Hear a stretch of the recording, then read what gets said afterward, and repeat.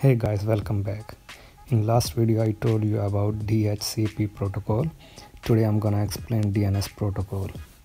DNS stands for Domain Name System. In a world of networking, computers are identified based on their IP addresses, while humans, on the other hand, are habitual using names instead of numbers. So in order to bridge the communication gap between humans and computers, networking engineers develop DNS. DNS protocol helps in translating computer names to IP addresses. DNS works on a client-server model and uses a distributed database. As I told you, computers are identified based on their IP addresses, but memorizing an IP address is difficult due to its complexity. So DNS helps to resolve this issue by converting the domain names of websites into numerical IP addresses. Let's talk about different DNS servers. DNS is set up to work collaboratively across several servers to provide the best browsing experience to users. There are mainly 4 servers which work together to translate the website address into a computer readable IP address. First one is DNS Resolver server.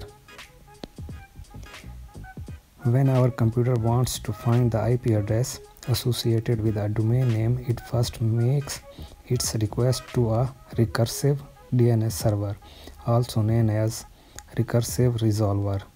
A recursive resolver is a server that is usually operated by an ISP. Second one is a root server. A root server accepts a recursive resolver query which includes a domain name, and the root name server responds by directing the recursive resolver to a TLD name server based on the extension of that domain. Third one is TLD top level domain server. A TLD name server maintains information for all the domains names that share a common domain extension such as .com, .net, .org, etc.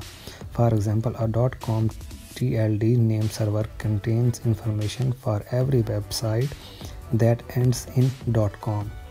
Last one is authoritative name server. The authoritative name server is usually the resolver last step in the journey for an IP address. For example, when a recursive resolver receives a response from a TLD name server, that response will direct the resolver to an authoritative name server. Let's see how DNS works. This picture is showing all the steps taken by a DNS from sending a web request to retrieving a web page.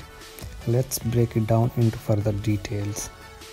For example, DNS starts working immediately after a user enters a domain name in the address bar of a browser, let's say yahoo.com. DNS will search through the internet to find the IP address that is associated with the entered domain name. After successfully identifying the IP address, our computer would be able to communicate with yahoo.com web server and retrieve the web page.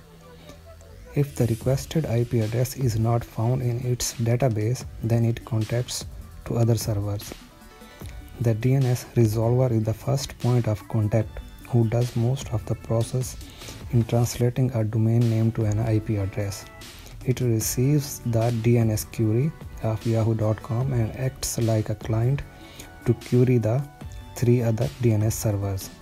It first queries the root server, and the root server responds to the query by returning the IP address of a TLD server like .com, .net, .org, etc. A TLD server stores the information for its domains and will return the IP address of the authoritative name server to the DNS resolver. Authoritative name server is the final authority. This is where the requested website is actually located. It then returns the IP address of the requested website to the DNS resolver, and then our computer can retrieve yahoo.com web page. It's worth knowing that DNS resolver performs a caching function.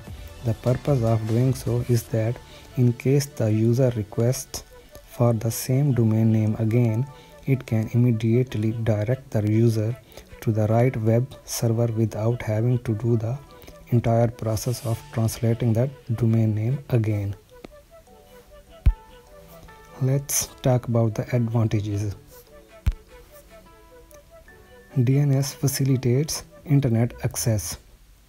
Second one, eliminates the need to memorize IP address. Let's see disadvantages. DNS queries don't carry information pertaining to the client who initiated it. This is because the DNS server only sees the IP from where the query came from, making the server defenseless against hackers. DNS root servers, if compromised, could enable hackers to redirect to other pages for phishing data. Well, this was an epic learning in this video.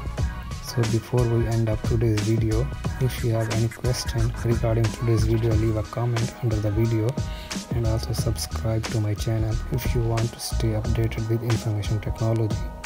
Thank you all. Good luck. Stay blessed. See you in the next video.